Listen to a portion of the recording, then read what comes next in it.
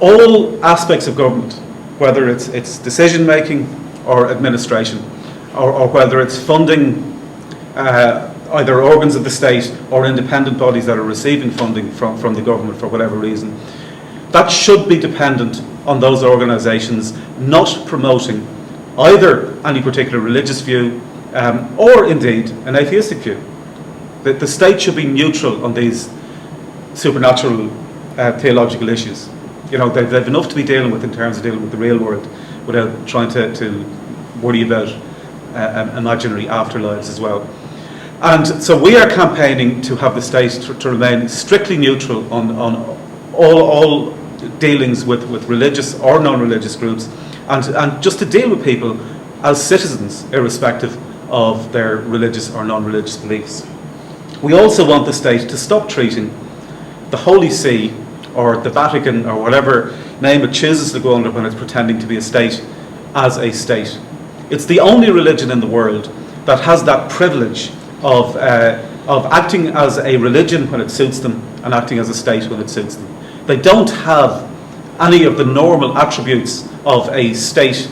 They don't have a proper territory. It's essentially the size of a theme park in the middle of Rome. They don't supply their own police service. Essentially, they don't supply their own just general facilities. That most of what they do in terms of city services are effectively run from Rome.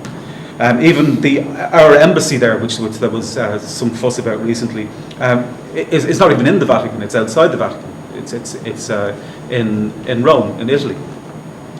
So the final issue in terms of government, which relates to the administration of justice, is when people go to court in Ireland, we're faced with the option of either swearing a religious oath on the Bible, or if we're aware of the option, excuse me, and can ask for it, we can choose to take a secular declaration instead. But if you choose to take a non-religious declaration, you are in effect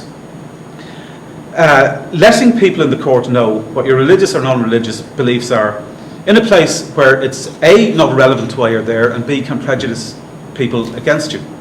There has indeed been a court case at the European Court of Human Rights a few years ago by some Greek citizens on this very issue, and the European Court of Human Rights found in their favour that even by being given that option, the state is effectively forcing you to reveal information about your religious or non-religious beliefs, which is contrary to your human rights in terms of private life and conscience.